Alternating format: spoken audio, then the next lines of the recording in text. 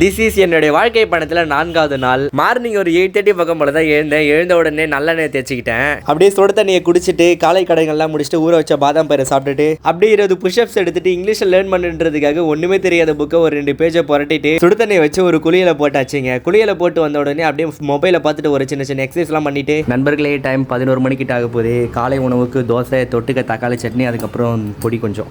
Time 12 மணிக்கிட்ட ஆக போகுது. வாங்க துட்டுக்காக வேலைக்கு போவோமா?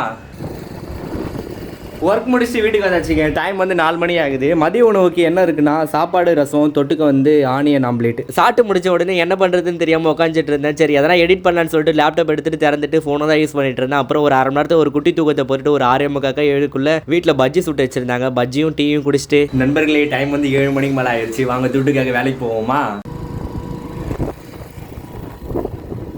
ஒர்க் முடிச்சுட்டு வீட்டுக்கு வந்தாச்சுங்க. டைம் பார்த்தீங்கன்னா 11:30 மணி பக்கம் போல் ஆகுது. இப்போ சாப்பிட்லான்னு சொல்லிட்டு பார்த்தாக்கா எத்தனை மணிக்கு சாப்பிட்டு எத்தனை மணிக்கு சரிச்சிட்டு நான் எத்தனை மணிக்கு தூங்குதுன்னு சொல்லிட்டு இரவு உணவை கட் பண்ணிவிட்டு ஒரு 4 பிஸ்கெட்டை சாப்பிட்டு தூக்கத்தை போட வேண்டியதாங்க.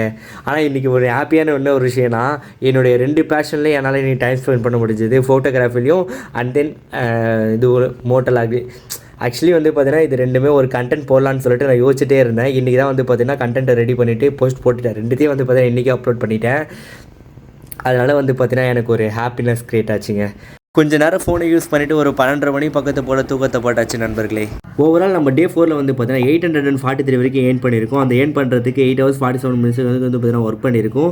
அந்த ஒர்க் பண்ணுற நேரத்தில் நம்ம பைக் பார்த்தீங்கன்னா 103 கிலோமீட்டருக்கு பார்த்தீங்கன்னா ட்ரைவ் பண்ணியிருக்கோம். இன்றைக்கி சோஷியல் மீடியாவில் பார்த்தீங்கன்னா எக்ஸ்ட்ரா ஒரு 1 hour யூஸ் பண்ணிட்டோங்க. யூடியூப்பை பொறுத்த வரைக்கும் பார்த்தீங்கன்னா ஒரு 48 minutes வரைக்கும் யூஸ் பண்ணியிருக்கோம். அதுக்கப்புறம் இன்னொரு முக்கியமான விஷயம் என்னென்னா என்னுடைய 2 பேஷன்லையும் இன்றைக்கி என்னால் டைம் ஸ்பெண்ட் பண்ண முடிஞ்சது.